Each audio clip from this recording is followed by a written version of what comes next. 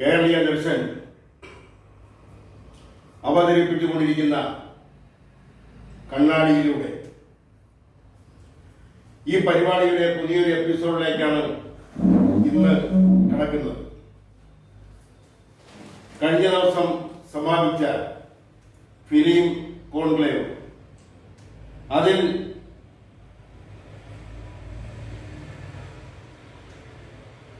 അത് സംഘടിപ്പിച്ചതാവട്ടെ സംസ്ഥാന സർക്കാർ. എന്നാൽ അത് ഉദ്ദേശിച്ച ലക്ഷ്യത്തെത്തിയോ അല്ലെങ്കിൽ ഉദ്ദേശിച്ച ലക്ഷ്യങ്ങൾ അത് സഫലീകരിക്കത്തക്ക നിലയിലായിരുന്നോ ആ സെമിനാറും അതിൽ പങ്കെടുത്തവരുടെ അഭിപ്രായങ്ങളും അവിടെ നിന്ന് ഉയർന്നു വന്ന ചർച്ചകളും ആ ചർച്ചയിലൂടെ ഉരുത്തിരിഞ്ഞു വന്ന അഭിപ്രായങ്ങളും അഭിപ്രായ ഭിന്നതകളും സിനിമാ ലോകത്തിന് പ്രത്യേകിച്ചും മലയാള സിനിമാ ലോകത്തിന് മുതൽക്കൂട്ടായിരുന്നോ എന്ന് ചിന്തിക്കേണ്ടിയിരിക്കുന്നു. എല്ലായിടത്തും സംഭവിക്കുന്ന പോലെ അവിടെയും ജാതിയും മതവും രാഷ്ട്രീയവും ഒക്കെ ഇടകലർത്തിക്കൊണ്ടുള്ള ചർച്ചകളും അതിന്റെ പേരിലുള്ള പോർവിളികളും ആ പോർവിളി ഇപ്പോഴും തുടർന്നുകൊണ്ടേയിരിക്കുന്നു. അവിടെ ആരോഗ്യകരമായ ചർച്ചകളും ആ ആരോഗ്യകരമായ ചർച്ചയിൽ മലയാള ചലച്ചിത്ര രംഗത്ത് എന്തെല്ലാം നേട്ടങ്ങൾ കൈവരിക്കാൻ പറ്റും, പുതുതായി ആ രംഗത്തേക്ക് കടന്നു വരുന്നവരെ ഏതെല്ലാം വിധത്തിൽ പ്രോത്സാഹിപ്പിക്കാൻ കഴിയും, ഏതെല്ലാം കലാമൂല്യമുള്ള ചലച്ചിത്രങ്ങൾ നിർമ്മിക്കാൻ പറ്റും, അതിന് സർക്കാരിന്റെ ഭാഗത്ത് നിന്ന് ഉണ്ടാവേണ്ടുന്ന സഹകരണങ്ങൾ എന്തെല്ലാം, സർക്കാരിന്റെ ഒരു ഏജൻസിയായ അല്ലെങ്കിൽ സർക്കാരിനെ നിയന്ത്രിക്കുന്ന ഭരണകക്ഷിയുടെ ഒരു ഏജൻസിയായ Kerala film development corporation, Kerala film academy, ഇവർക്കെല്ലാം എന്താണ് ഈ രംഗത്തേക്ക് പുതുതായി കടന്നു വരുന്ന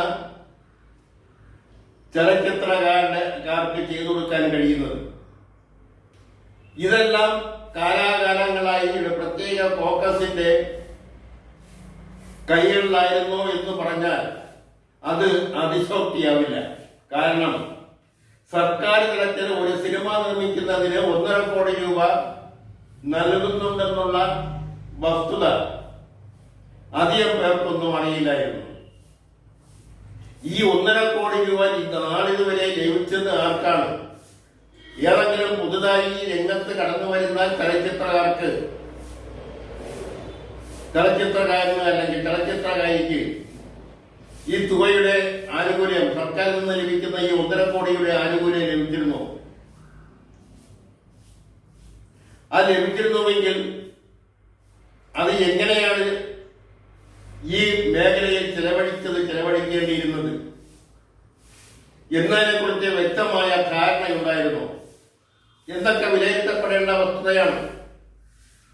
ഈ സാഹചര്യത്തിലാണ് ശ്രീ അടൂർ ഗോപാലകൃഷ്ണൻ പറഞ്ഞത്, പുതുതായി കടന്നു വരുന്ന ചലച്ചിത്ര സംവിധായകർക്ക്,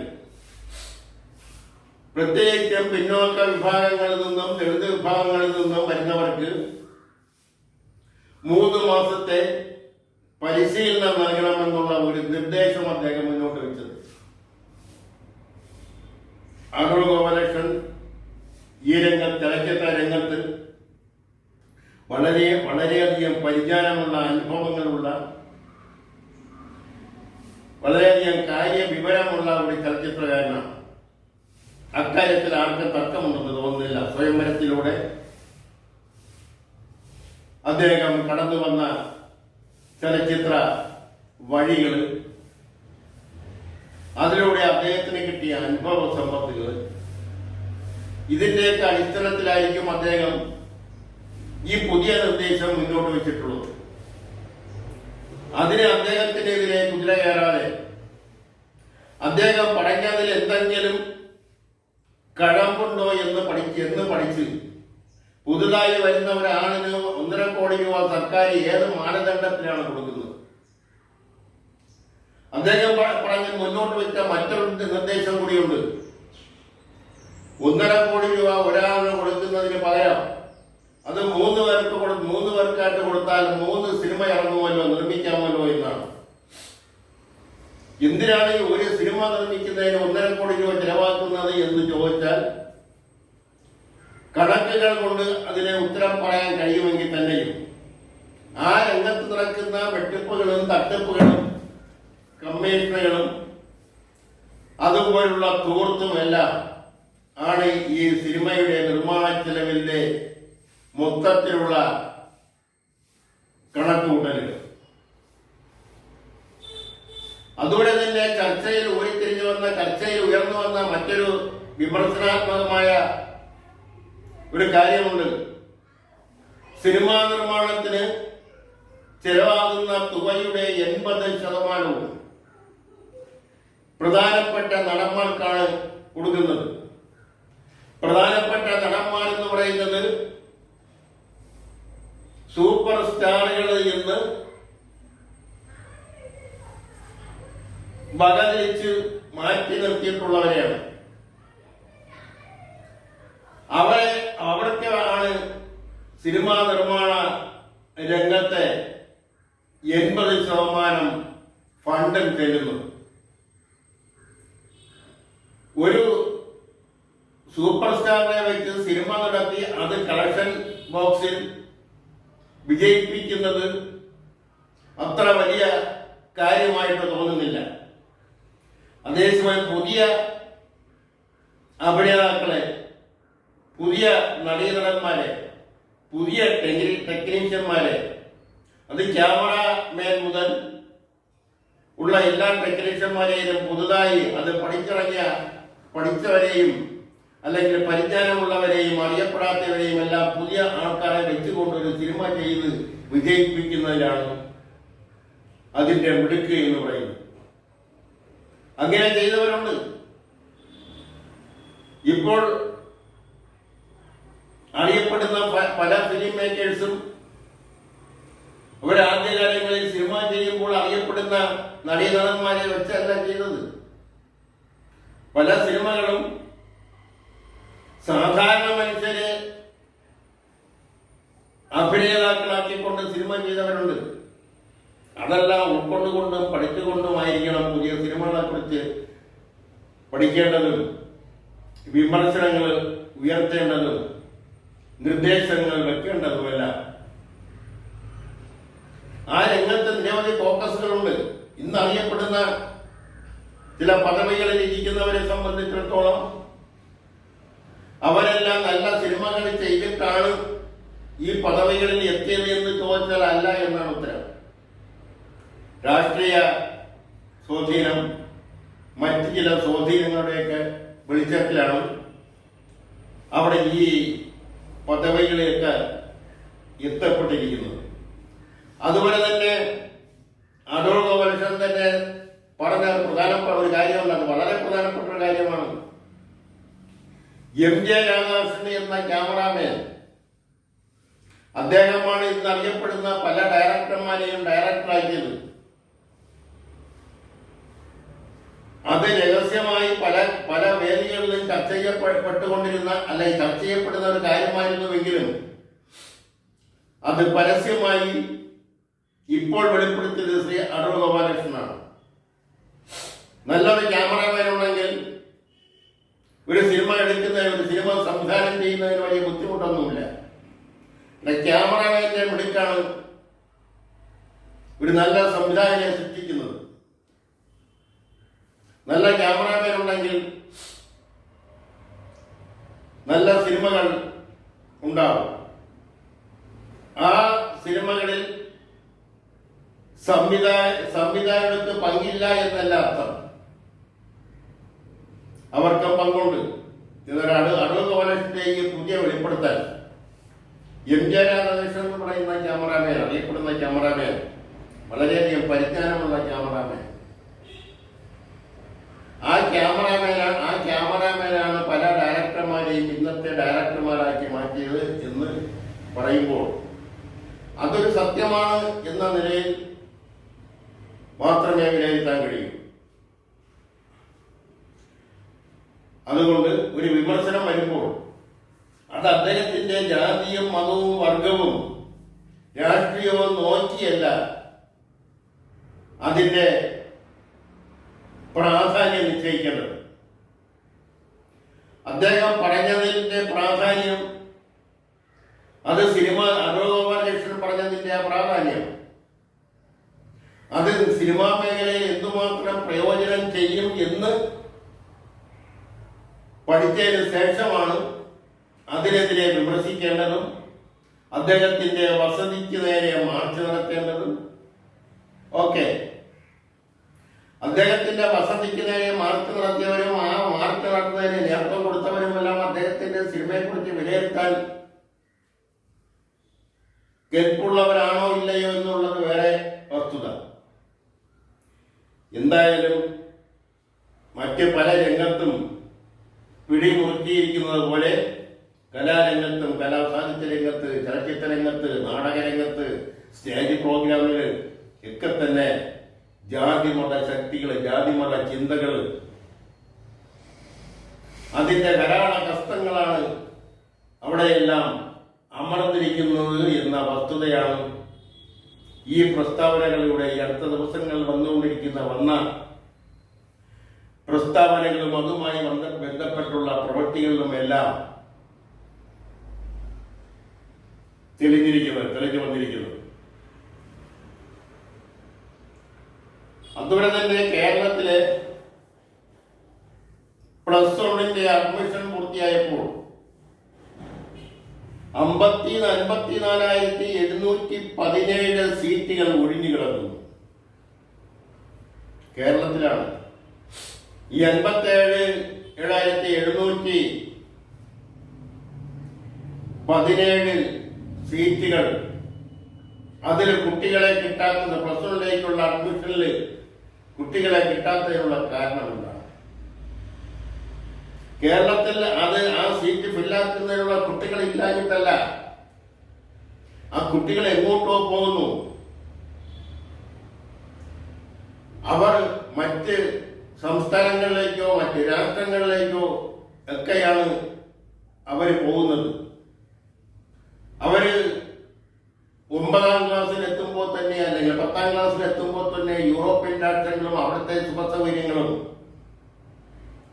അവിടെ ലഭിക്കാവുന്ന പ്ലേസ്മെന്റുകളും അതിൽ നിന്ന് കിട്ടുന്ന വരുമാനങ്ങളും അവിടുത്തെ സ്വതന്ത്രവും ആഡംബരപൂർവമായ ജീവിതവും ഒക്കെ കണ്ടുകൊണ്ട് അത് നെറ്റിലൂടെ ആസ്വദിച്ചുകൊണ്ടാണ് പല കുട്ടികളും വളർന്നു വരുന്നത്. അതുകൊണ്ട് അവരിവിടെ ഒരു അഡ്മിഷൻ തരപ്പെടുത്താൻ താല്പര്യപ്പെടുന്നില്ല. അവർക്ക് മറ്റ് പല സ്ഥലങ്ങളിലേക്കാണ് അവർ പോകുന്നത്. അതുകൊണ്ടാണ് ഇത്രയും സീറ്റുകൾ 57,717 സീറ്റുകൾ ഇവിടെ കേരളത്തിൽ ഒഴിഞ്ഞു കിടക്കുന്നത്. ആ രംഗത്ത് പ്രവർത്തിക്കുന്നവര്, വിദ്യാഭ്യാസ പ്രവർത്തകര്, വിദ്യാഭ്യാസ രംഗത്ത് പ്രവർത്തിക്കുന്ന മറ്റ് രാഷ്ട്രീയ, സാംസ്കാരിക, സാമൂഹിക പ്രവർത്തകര്, ഉദ്യോഗസ്ഥര്, രക്ഷകർത്താക്കള്, യുവജന വിദ്യാർത്ഥി സംഘടനകൾ, വനിതാ സംഘടനകൾ, സാംസ്കാരിക സംഘടനകൾ ഒക്കെ തന്നെ ഇക്കാര്യത്തിൽ ശ്രദ്ധിച്ചില്ലെങ്കിൽ വരും വർഷങ്ങളിൽ ഇങ്ങനെ സീറ്റുകളുടെ ഒഴിവുകൾ കൂടുന്നത് അല്ലാതെ കുറയാൻ സാധ്യതയില്ല. അതുകൊണ്ട് അക്കാര്യത്തിൽ ആ രംഗത്ത് നിൽക്കുന്നവർ വളരെ കാര്യക്ഷമമായി ശ്രദ്ധിക്കണമെന്നാണ് ഈ അവസരത്തിൽ അതിനെക്കുറിച്ച് ഓർമ്മപ്പെടുത്താനുള്ളത്. അതുപോലെ തന്നെയാണ് ഒരു വല്ലാത്ത വാർത്ത കഴിഞ്ഞ ദിവസം വന്നത്.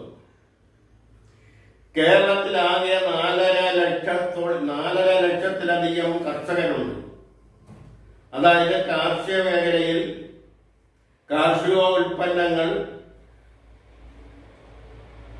ഉണ്ടാക്കുന്നതിന് വേണ്ടി കാർഷികോൽപ്പന്ന മേഖലയിൽ പ്രവർത്തിക്കുന്നവര്, കൃഷി ചെയ്യുന്നവര്, കൃഷിക്കാര് 4.5 ലക്ഷത്തിലധികം പേരുണ്ടെന്നാണ് കണക്കാക്കുന്നത്. എന്നാൽ കാലാവസ്ഥാ വ്യതിയാനം മൂലം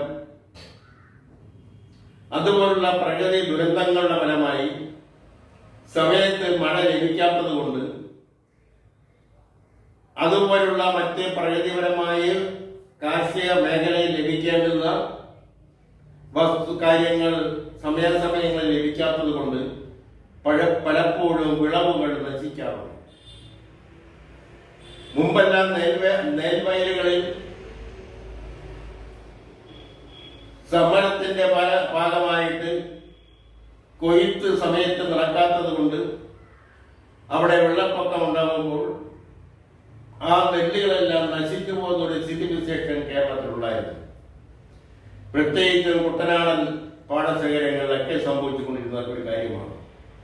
ഇന്നും അത് പൂർണ്ണമായി വിട്ടുമാറിയിട്ടില്ല. എന്നാൽ ഈ മേഖലകളിലെല്ലാം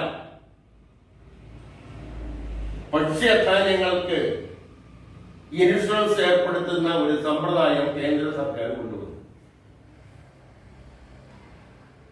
അത് ബാങ്ക് മുഖാന്തരമാണ് ചെയ്യുന്നത്. ബാങ്ക് കാർഷിക മേഖലയിൽ വായ്പ കൊടുക്കുന്ന കാർഷിക വികസന ബാങ്കുകൾ,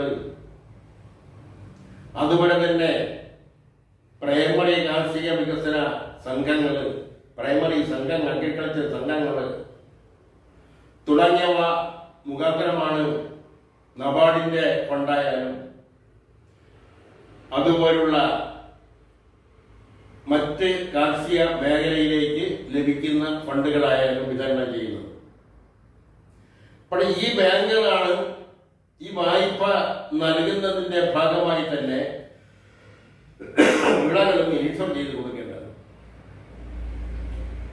അത് അങ്ങനെ ചെയ്തു കിട്ടിയ കർഷകരുടെ എണ്ണം 12,000. 4.5 ലക്ഷം കർഷകര് കാർഷിക മേഖലയിൽ പ്രവർത്തിക്കുമ്പോഴാണ്, കാർഷിക മേഖലയിൽ കൃഷി നടത്തുമ്പോഴാണ് വെറും 12,000 പേർക്ക് മാത്രമാണ് കാർഷിക വിളയ്ക്ക് ഇൻഷുറൻസ് പരിരക്ഷ ലഭിച്ചിട്ടുള്ളത്. എന്തുകൊണ്ട് ഇങ്ങനെ സംഭവിച്ചു? ആ മേഖലകളിലൊക്കെ കർഷക സംഘങ്ങളും സംഘടിത കർഷക സംഘങ്ങളുണ്ട്, സംഘടിത കർഷക തൊഴിലാളികളുണ്ട്. എന്തുകൊണ്ട് ആ കർഷക സംഘങ്ങൾക്കും കർഷക തൊഴിലാളികൾക്കും നേതൃത്വം കൊടുക്കുന്ന രാഷ്ട്രീയ പ്രസ്ഥാനങ്ങൾ ഈ കാർഷിക വിളകൾക്ക് ഇൻഷുർ ചെയ്ത് കൊടുക്കണമെന്ന ചിന്ത, ആ ഉത്തരവാദിത്തം എന്തുകൊണ്ട് ഏറ്റെടുത്തില്ല? അത് എന്തുകൊണ്ടാണ് ചെയ്യാത്തത്? കാർഷിക മേഖലയിൽ പ്രവർത്തിക്കുന്ന കാർഷിക വികസന ബാങ്കുകൾ, പ്രൈമറി അഗ്രികൾച്ചർ ബാങ്കുകൾ, പ്രൈമറി അഗ്രികൾച്ചർ ക്രെഡിറ്റ് സൊസൈറ്റികൾ ഒക്കെ എന്തുകൊണ്ടാണ് ആ കാർഷിക വിളകൾക്ക് ഇൻഷുർ ചെയ്ത് കൊടുക്കാത്തത്? അപ്പൊ ഇതെല്ലാം മനസ്സിലാക്കുന്നത് ഇവിടെയെല്ലാം എവിടെയെല്ലാം ഫണ്ട് തിരിമറി നടത്താൻ കഴിയുമോ അതിൽ നിന്നെല്ലാം എത്ര സ്വന്തം പാക്കറ്റിലേക്ക് മാറ്റാൻ കഴിയുമോ അതൊക്കെയാണ് ഈ കാർഷിക മേഖലകളിൽ വായ്പ കൊടുക്കുന്ന സഹകരണ സംഘങ്ങളൊക്കെ ചെയ്യുന്നത് ആയിരിക്കാം. അതാണല്ലോ കൂടെയൊക്കെ സഹകരണ സംഘങ്ങളിലെ അഴിമതികൾ പുറത്തു വരുന്നു. ഈ നാട്ടിൽ നിരവധി രാഷ്ട്രീയ സംഘടനകളുണ്ട്, രാഷ്ട്രീയ സംഘങ്ങളുണ്ട്, വനിതാ സംഘങ്ങളുണ്ട്, യുവജന സംഘങ്ങളുണ്ട്. അതിനെ എണ്ണിയാലൊടുങ്ങാത്ത സംഘങ്ങൾ മറ്റു പലതുമുണ്ട്. അവർക്ക് എന്തുകൊണ്ട് അവരെയെല്ലാം തീറ്റിപ്പോറ്റുന്നത് കർഷകരാണ്. കാർഷിക മേഖല തകർന്നാൽ അവരുടെ അന്നമാണ് മുട്ടുന്നത്. അത് മനസ്സിലാക്കിക്കൊണ്ട് ഈ കാർഷിക മേഖലയിൽ പ്രകൃതി ദുരന്തമോ അതുപോലുള്ള മറ്റെന്തെങ്കിലും ദുരന്തമുണ്ടായി കാർഷിക വിളകൾ നശിച്ചാൽ അതിനെ ഇൻഷുറൻസ് പരിരക്ഷ ലഭിക്കുന്നതിന് വേണ്ടുന്ന കാര്യങ്ങൾ ചെയ്തു കൊടുക്കാൻ ഉത്തരവാദിത്തപ്പെട്ടവർ അത് ചെയ്യേണ്ടിയിരിക്കുന്നു, അത് ചെയ്തു കൊടുക്കേണ്ടതാണെന്നാണ് അക്കാര്യത്തെക്കുറിച്ച് അസന്നിഗ്ധമായി പറയാനുള്ളത്. മറ്റൊരു കാര്യം എന്ന് പറയുന്നത് വളരെയധികം കോളിളക്കം സൃഷ്ടിച്ച ഒരു സംഭവമാണ് 2 കന്യാസ്ത്രീകളെ ജയിലിലടച്ചത്. അത് ഏകദേശമൊക്കെ ആ കോലാഹലങ്ങളെ ഏകദേശമൊക്കെ ശമിച്ചുവെങ്കിൽ തന്നെയും അതുമായിട്ട് ബന്ധപ്പെട്ട ചർച്ചകൾ ഇപ്പോഴും തുടർന്നുകൊണ്ട് പോകാനാണ് രാഷ്ട്രീയ പ്രസ്ഥാനങ്ങൾ ഇഷ്ടപ്പെടുന്നത്. കാരണം തെരഞ്ഞെടുപ്പ് വരുന്നത്, തെരഞ്ഞെടുപ്പ് വരെയെങ്കിലും ആ ചർച്ച നിലനിൽക്കണം. അത് നമ്മുടെ രാഷ്ട്രീയ ജീവിതത്തിന്റെ ഭാഗമായി പോയി. മറ്റ് പല കാര്യങ്ങളെക്കാൾ പ്രാധാന്യം ഇത്തരം കാര്യങ്ങൾക്ക് കൊടുക്കുന്ന ഒരു സ്ഥിതിവിശേഷം കാലാകാലങ്ങളായി നമ്മുടെ നാട്ടിൽ നിലനിൽക്കുന്നതിന്റെ ഭാഗമായിട്ട് ഇതും കാണാൻ കഴിയും. കഴിഞ്ഞ ദിവസം അന്തരിച്ച പ്രൊഫസർ MK സാനു, അദ്ദേഹം ഒരു ഇടതുപക്ഷ ചിന്താധികാരനും ഇടതുപക്ഷ സഹയാത്രികനുമായിരുന്നു. ഒരു പ്രത്യേക കാലഘട്ടത്തിൽ 1986 എറണാകുളത്ത് അവിടുത്തെ സിറ്റിംഗ് MLA ആയിരുന്ന കോൺഗ്രസിന്റെ നേതാവിനെ പരാജയപ്പെടുത്തിക്കൊണ്ടാണ് അദ്ദേഹം കേരള നിയമസഭയിലേക്ക് 16,000 വോട്ടിന്റെ ഭൂരിപക്ഷത്തോടെ കടന്നു വന്നത്. അദ്ദേഹം നല്ലൊരു പാർലമെന്റേറിയൻ ആയിരുന്നോ എന്നതല്ല ഇവിടുത്തെ വിഷയം. അദ്ദേഹം ഒരു പുരോഗമന സാഹിത്യകാരനായിരുന്നു, അധ്യാപകനായിരുന്നു, സർവകലാശാല അധ്യാപകനായിരുന്നു, നിരൂപകനായിരുന്നു, ചരിത്രകാരനായിരുന്നു, നോവലിസ്റ്റായിരുന്നു, കഥാകൃത്തായിരുന്നു, ജീവചരിത്രകാരനായിരുന്നു. മറ്റ് പലരുടെയും ജീവചരിത്രങ്ങൾ, അറിയപ്പെടുന്ന പലരുടെയും ജീവചരിത്രങ്ങൾ സത്യസന്ധമായി ജനങ്ങളിൽ എത്തിക്കുന്നതിന് അദ്ദേഹം വഹിച്ച പങ്ക് വളരെ വലുതാണ്.